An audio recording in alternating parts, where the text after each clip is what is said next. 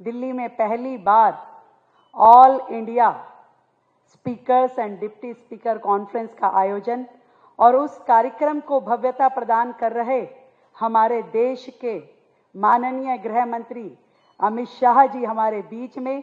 मैं चाहूंगी कि पूरा सदन जोरदार तालियों से अभिनंदन करे माननीय जी का, जिन्होंने आज इस कार्यक्रम में पहुंचकर न केवल कार्यक्रम को भव्यता प्रदान करी बल्कि विधायकी में, उसकी गरिमा में, लोकतंत्र में आपका विश्वास कितना दृढ़ है, आपकी उपस्थिति हम सबको वो मनोबल देती है।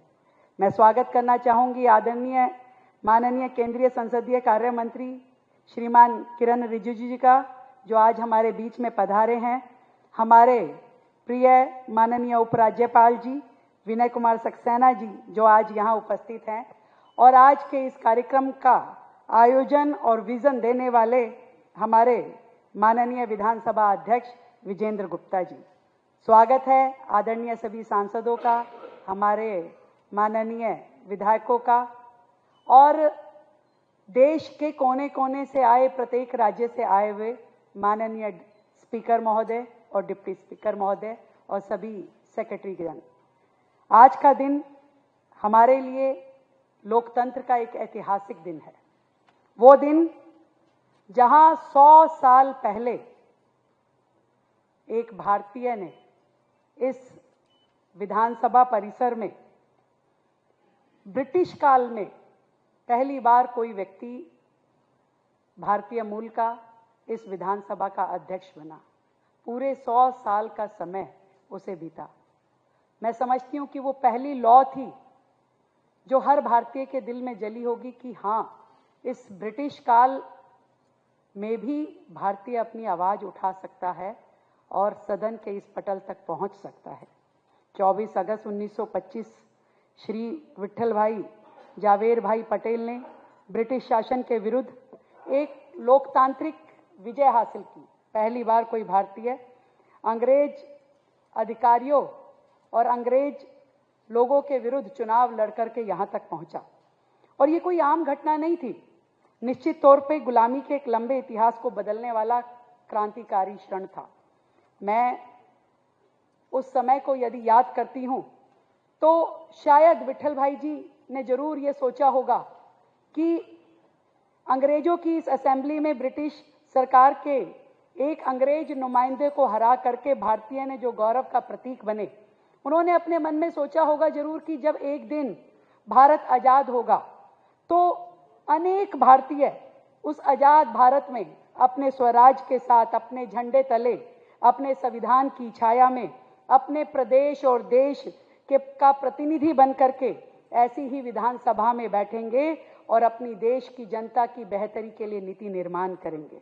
आज श्री विट्ठल भाई पटेल जी ने जिस तरीके से केंद्रीय विधानसभा के अध्यक्ष रूप में कार्य करते हुए संसदीय गरिमा और अनुशासन का उच्चतम स्तर प्राप्त किया, हमारे लिए, सबके लिए वो एक प्रेरणा का प्रतीक है।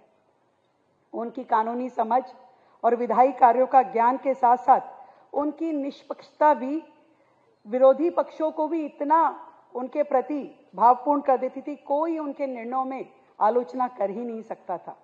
ऐसी विशिष्ट विभूति जिन्होंने भारत को गुलामी के काल से ही सही मायनों में मदर ऑफ डेमोक्रेसी बनाने की दिशा में काम किया, हम सब मिलकर उन्हें प्रणाम करते हैं। उनके जीवन की गौरव गाथा की प्रदर्शनी यहाँ पे लगाना, डॉक्यूमेंट्री दिखाना, उनके जीवन को समर्पित डाक टिकट को जारी करना और उनके महत्वपूर्ण योगदान को जन जन तक पहुंचाना का ये प्रयास, ये कार्यक्रम अपने आप में बहुत ही मायने रखता है। मैं विशेष रूप से धन्यवाद करती हूँ, अभिनंदन करती हूँ आदरणीय गृह मंत्री जी का, जिन्होंने इस कार्यक्रम में शामिल होकर के अपनी गरिमामयी उपस्थिति से हमको कृतार्थ किया। आज जब हम देखते हैं कि आदरणीय गृह मंत्री जी सदन में लोकतंत्र की आवाज बनकर के प्रस्तुत होते हैं, आज उनकी हर बातचीत तथ्यपूर्ण होती है, तर्क संगत होती है और संविधान संगत होती है। उन्होंने इस लोकसभा सदन को अपने मायने दिए। धारा 370 हटाने का निर्णय हो या नए कानून लाने का निर्णय हो, और या फिर अभी राजनीति को शुचिता देने के लिए आपने इस मानसून सत्र में जो कानून लेकर के आए, ये पूरे सदन को उन कानूनों को बनाने की ताकत देता है सदन, कि जब आप जनता के हित में, देश के हित में निर्णय लेते हुए आगे बढ़ते हैं। आपने जिस तरीके से लगातार लोकतंत्र की रक्षा करते हुए काम किया है, वो हम सभी प्रतिनिधियों के लिए एक बहुत बड़ा दिशा निर्देश है। आपका वैदिक ज्ञान, विधायी कार्यों में आपकी गहन समझ और देश के लिए समय समय पे आपने जिस तरीके से प्रभावी वक्तव्य दिए, वो ना केवल देश की सरकार और देश की संसद का, देश की जनता में बेहतर विश्वास पैदा करता है। मैं आए हुए सभी अतिथियों को बहुत बहुत साधुवाद देती हूं कि आप समय निकाल करके इस कॉन्फ्रेंस में आए। ये एक ऐतिहासिक क्षण है और इस क्षण के साक्षी हम सब लोग बन पाए, ये हमारे लिए भी सौभाग्य की बात है। दिल्ली विधानसभा में पहली बार ऐसा उत्सव और नए नए कार्य जो पिछले 6 महीने में हमने इस विधानसभा को, चाहे सौर ऊर्जा पे लेके आने का कार्य हो, चाहे इसका ई विधान हो, और चाहे हमारे पूरे सचिवालय में ई फाइलिंग हो, पारदर्शिता के नए आयाम इस समय सरकार लाने में लगी है। मार्गदर्शन है आदरणीय प्रधानमंत्री नरेंद्र मोदी जी का और आदरणीय गृह मंत्री अमित शाह जी का। एक बार फिर से हृदय की गहराई से आप सभी मान्यवरों को मैं बहुत अभिनंदन करती हूँ, धन्यवाद देती हूँ आपका यहाँ पधारने का। 2 दिन हम साथ में रहते हुए दिल्ली में यहाँ पे बहुत सारे विषयों की चर्चा करेंगे, कैसे अपने अपने राज्यों में हम अपनी विधानसभा के माध्यम से जनता के प्रति अपनी प्रतिबद्धता साबित करेंगे।